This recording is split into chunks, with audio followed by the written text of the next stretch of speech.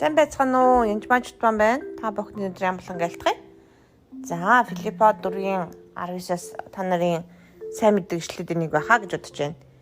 Миний бурхан өөрийн алдардаг баялгаараа Христ Есүс дотор та бид нарыг хэрэгтэй бүхнээр тань хангана. Бидний бурхан эзэгт алдарна үеийн үед байх болтугай. Амен.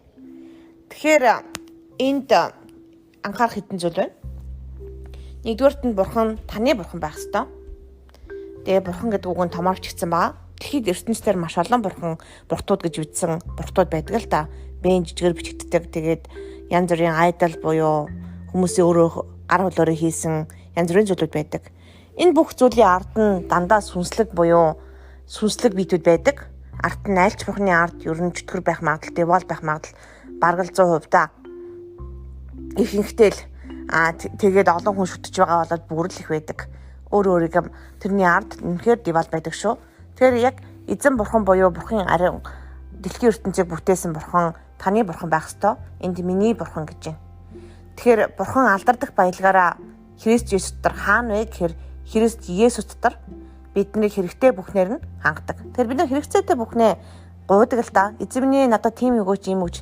Заримдаа бид нар шунлаар гуйж байна, баг гуйх нь бурууч гэж боддог. Яг үндэ тийм биш. Яагаад гэвэл эзэн энд хангана гэж амласан байна. Тэр бидний дотор хийх ёстой зүйл бол нэгдүгээрт нь бурхан бидний бурхан байх ёстой. Тэгээд өөрийн алдардах баялгаараа Христ Есүс дотор гэжээ.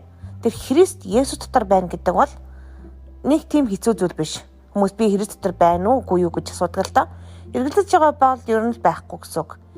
Христ дотор байгаа хүн өөрийгөө мэддэг. Танд амар амгалан байдаг. Таны дотор амар амгалан байгаа бол та Христ дотор байна гэсэн үг.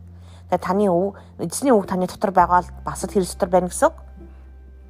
Энэ үед хэрэгцээтэй бүхнээр нь хангана. Тэр эзэнд амлагдсан үг байна. Тэр яг энэ үгэндээ та бац зогсож болно. Эзэн минь ээ, миний хэрэгцээтэй зүйл үнэхээр орон байр надад хэрэгцээтэй байна гэж хэлж байгаа бол та надад хангана гэж хэлсэн байна. Би таны дотор орж байна. Эзэн минь та яг үнэхээр өөрийн алдардаг баялгаараа миний хэрэгцээг хангаж өгөөч гэж гуйж болох уу? Болно. Ихэнх хүмүүс энийг бурууч гэх юм уу, шунлаар гуйж гэж хэлдэг.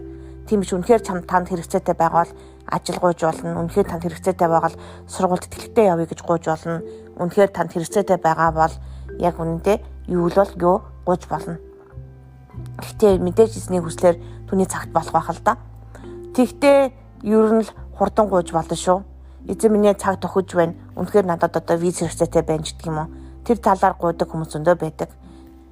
Маш олон хүн нөгөө карт гуйдаг, эсвэл аялахт билет гуйдаг, зарим нь сургуулийн тэтгэлэг гуйдаг. Зарим нь аав ээжээгээ эдгээсэй гэж гуйдаг байгаа. Тэгээ бидний хэрэгцээ гэдэг бол бидний хэрэгцээс давсан ч юм уу мөрөн шунлаар гуйх, хэрэгцээгээр гуйх хоёр шал өөр шүү. Тэгээ эцэст нь хэлгээд ингэж байна. Бидний бурхан эцэгт алдар нь үеийн үед байх болтугай. Амен. Тэр ингэж хангасныхын төлөө бурханд бас яах вүлээ? Талархах хэрэгтэй. Талархах явдал маш чухал шүү. Алдар нь эцэгт байх ёстой. Бурхан эцэгт нь алдар нь байх ёстой. Тэр эзэн бурхан таны эцэг мөн үү? Таны бурхан мөн үү? Эзэн миний бурхан гэж хэлэгдэхээр байж чадчихна уу гэдэг бол нэг намын чухал шүү. Хоёрт нь Христ дотор байх явдал чухал. Тэгэд үнэхээр түүний дотор байх үедээ хэрэгцээтэй бүхнээ гуйж болох уу? Болно. Би энэ ишлэлээр яг шаардлагатай амьдар бацгсан гуйдаг. Заримдаа орой болгоомжих шаардлага гардаг шүү. Эзэн минь ээ гэд хэлээд хангана гэж хэлсэн та амласан гэж хэлээд ялангуяа эзэн хэцүү үедээ гуйдаг байгаа. Эзэн хэрэгцээтэй бүхнээр хангана гэсэн та гэж хэлээд гуйдаг. Жишээлбэл би өөртөө байшин гуйж байсан.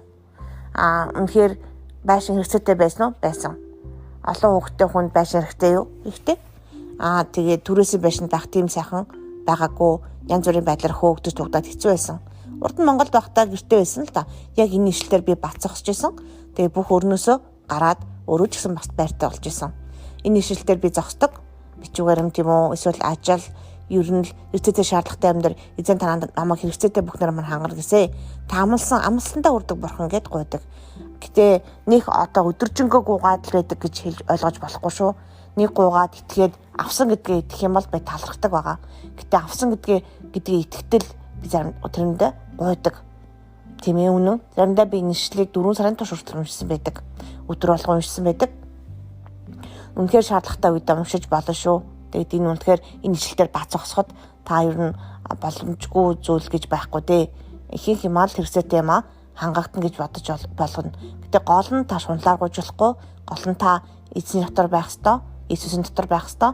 Тэгээд үнэхээр эзэн бурхан таны бурхан байх ёстой шүү. Тэгээд эзэн бурханы нэрээр түүнд алтар нүрд байх болтугай. Баярлалаа.